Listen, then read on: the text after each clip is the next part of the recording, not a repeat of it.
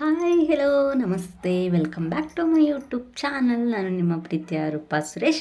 ಹೇಗಿದ್ದೀರಾ ಎಲ್ಲರೂ? I hope ಎಲ್ಲರೂ ಚೆನ್ನಾಗಿರ್ತೀರಾ ಅಂತ ಹೇಳಿ ನನ್ನ ಇವತ್ತಿನ ಬ್ಲಾಗಲ್ಲಿ ಮುಡುಕುತೆರೆ ತೇರಿನ ದಿವಸ ಮುಡುಕುತೆರೆಗೆ ಹೋಗಿದ್ವಿ.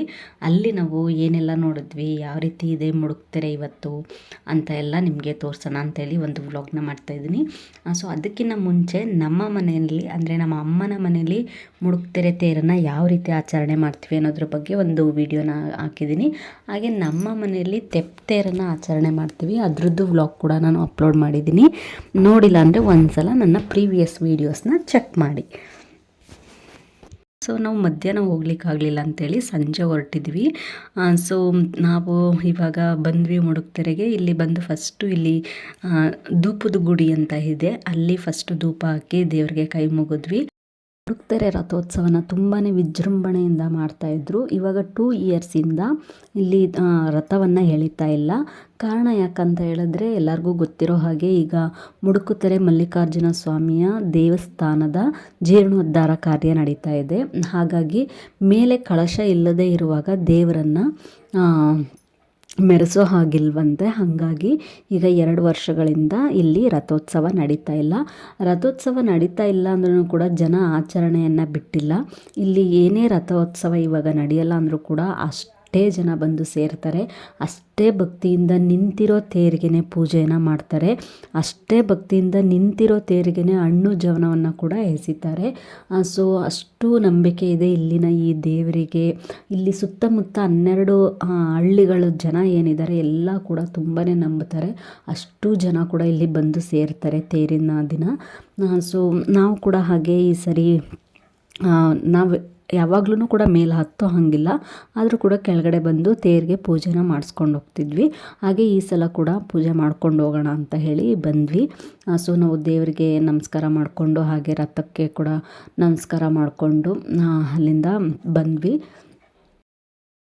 ಇಲ್ಲಿ ನೋಡ್ತಾ ಇರ್ಬೋದು ನೀವು ಎಷ್ಟೆಲ್ಲ ಗಂಧದ ಕಡ್ಡಿ, ಕರ್ಪೂರ, ಧೂಪ, ಹೂವು ಮತ್ತು ಹಣ್ಣು ತೇರಿಗೆ ಅಂತ ಎಸಿಲಿಕ್ಕೆ ತಂದಿರ್ತಾರಲ್ವ, ಹಣ್ಣು ಜವನ ಎಲ್ಲ ಪ್ರತಿಯೊಂದು ಕೂಡ ಎಷ್ಟು ಹರಡ್ಕೊಂಡಿದೆ ಅಂತ.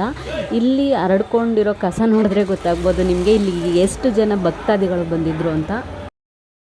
ಸೊ ತುಂಬ ಜನ ಅಂದರೆ ತುಂಬ ಜನ ಬಂದಿರ್ತಾರೆ ತೇರಿನ ಟೈಮಲ್ಲಿ. ಅಲ್ಲಿ ನಾನು ಆಗಲೇ ಹೇಳ್ದಂಗೆ ಇಲ್ಲಿ ಏನೇ ತೇರಾಗಲಿಲ್ಲ ಅಂದರೂ ಜನ ಬಂದು ಅವರ ಭಕ್ತಿನ ದೇವರಿಗೆ ತೋರಿಸ್ತಾರೆ. ಇದು ಮೆಟ್ಲು ಫಸ್ಟ್ ಮೆಟ್ಲು ಏನಿರುತ್ತೆ ಅಲ್ವಾ, ಅಲ್ಲಿ ಹತ್ತೋ ಟೈಮಲ್ಲಿ ಇಷ್ಟೊಂದು ರಾಶಿ ಹರಡಿದ್ದು.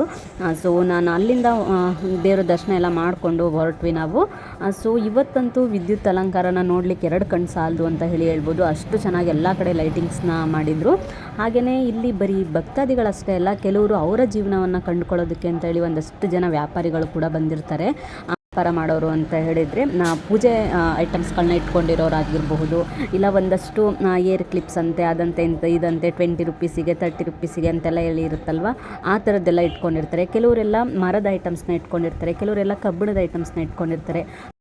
ಶಾವಿಗೆ ಹೊಳ್ಳಾಗಿರ್ಬೋದು, ಬಾಣಲೆ ಆಗಿರ್ಬೋದು, ಒನಕೆ ಆಗಿರ್ಬೋದು, ಈ ಥರದ್ದೆಲ್ಲ ಐಟಮ್ಸ್ಗಳನ್ನ ಇಟ್ಕೊಂಡಿರ್ತಾರೆ. ಕೆಲವರೆಲ್ಲ ಬಟ್ಟೆ, ರೆಡಿಮೇಡ್ ಡ್ರೆಸ್ಸಸ್ ಇರುತ್ತೆ, ಸ್ಲಿಪ್ಪರ್ಸು, ಜೊತೆಗೆ ಬ್ಯಾಗ್ಸು, ಬ್ಯಾಂಗಲ್ಸು, ಎಲ್ಲ ಥರದ ಐಟಮ್ಸ್ಗಳನ್ನೂ ಇಟ್ಕೊಂಡಿರ್ತಾರೆ ಒಂದಷ್ಟು ಜನ ವ್ಯಾಪಾರಿಗಳು.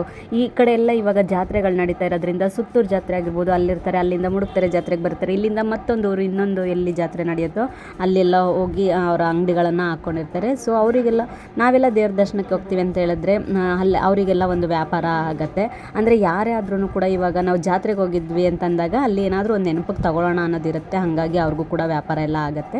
ಸೊ ಇಲ್ಲಿ ಮುಡುಕುತೆರೆಯಲ್ಲಿ ಏನು ಫೇಮಸ್ಸು ಅಂದರೆ ಖಾರ ತುಂಬಾ ಫೇಮಸ್ಸು. ಖಾರ ಅಂತ ಹೇಳಿದ್ರೆ ಮಿಕ್ಸ್ಚರ್ ಅಂತ ಹೇಳ್ತೀವಲ್ವ, ಆ ಥರ ಕಡ್ಡಿ ಖಾರ ತುಂಬಾ ಫೇಮಸ್ಸು. ಮುಡುಕುತೆರೆ ಕಡಲೆಪುರಿ ಖಾರ, ಸ್ವೀಟ್ಸು ಅದನ್ನೆಲ್ಲ ಅರೇಂಜ್ ಮಾಡಿ ಇಟ್ಕೊಂಡಿರ್ತಾರೆ. ಅದನ್ನು ನೋಡೋದಕ್ಕೆ ಒಂದು ಚಂದ ಅಂತ ಹೇಳ್ಬೋದು.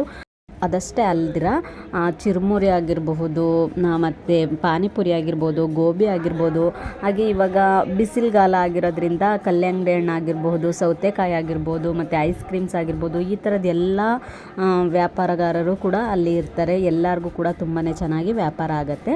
ಹಾಗೆಯೇ ಇಲ್ಲಿ 3 ದಿನಗಳ ಕಾಲ ಸಾಂಸ್ಕೃತಿಕ ಕಾರ್ಯಕ್ರಮಗಳು ಕೂಡ ಇರ್ತಾಯಿತ್ತು. ಸೊ ಪ್ರತಿದಿನ ರಾತ್ರಿ 6 ಗಂಟೆಯಿಂದ 9 ಗಂಟೆ ತನಕ ಇರ್ತಾಯಿತ್ತು. ಅಂದರೆ ಅಕ್ಕಪಕ್ಕದಲ್ಲಿ ಊರುಗಳಲ್ಲಿ ಮಕ್ಕಳು ಯಾರೆಲ್ಲ ಇರ್ತಾರಲ್ವ, ಸೊ ಅವರೆಲ್ಲ ಹೆಸರನ್ನ ಕೊಟ್ಟಿರ್ತಿದ್ರು ಮುಂಚೆನೇ. ಅವರೆಲ್ಲ ಹೋಗಿ ಹಾಡೋದು ಅಥವಾ ಡ್ಯಾನ್ಸ್ ಮಾಡೋದು ಅಥವಾ ಕಾಮಿಡಿ ಮಾಡೋದು ಆ ಥರದ್ದೆಲ್ಲ ಸಾಂಸ್ಕೃತಿಕ ಕಾರ್ಯಕ್ರಮಗಳು ಇರ್ತಾಯಿತ್ತು. ಸೊ ಇದಿಷ್ಟು ಮುಡುಕುತೆರೆ ತೇರಿನ ದಿನದ ಒಂದು ವಿಡಿಯೋ ಆಗಿತ್ತು. ತೇರಿನ ದಿವಸ ನಾವು ಮುಡುಕುತೆರೆಗೆ ಹೋದಾಗ ಮಾಡ್ಕೊಂಡಂತಹ ಒಂದು ವಿಡಿಯೋ ಆಗಿತ್ತು. ನೈಟ್ ಟೈಮ್ ಆಗಿದ್ದರಿಂದ ಎಲ್ಲ ಕಡೆ ಲೈಟ್ ಅರೇಂಜ್ಮೆಂಟ್ಸ್ ಇದ್ದಿದ್ದರಿಂದ ನಾನು ವಿಡಿಯೋ ಮಾಡುವಾಗ ಸ್ವಲ್ಪ ಬ್ಲರ್ ರೀತಿ ಬರ್ತಾಯಿತ್ತು, ಎಲ್ಲ ಕಡೆ ಲೈಟ್ದು ಫೋಕಸ್ ಆಗ್ತಾಯಿತ್ತು. ಸೊ ಆದಷ್ಟು ನೀಟಾಗಿ ವಿಡಿಯೋ ಮಾಡೋದಕ್ಕೆ ಟ್ರೈ ಮಾಡಿದ್ದೀನಿ.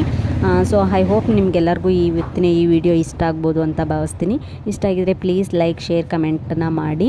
ಹಾಗೆ ನಾನು ದನಗಳ ಜಾತ್ರೆದು ಕೂಡ ಒಂದು ವಿಡಿಯೋನ ಹಾಕಿದ್ದೆ. ಅದನ್ನೇನಾದರೂ ನೋಡಿಲ್ಲ ಅಂತ ಹೇಳಿದ್ರೆ ಒಂದ್ಸಲ ನನ್ನ ವೀಡಿಯೋಸ್ನ ಚೆಕ್ ಮಾಡಿದ್ರೆ ನಿಮಗೆ ಸಿಗುತ್ತೆ. So thank you for watching friends. Bye, take care.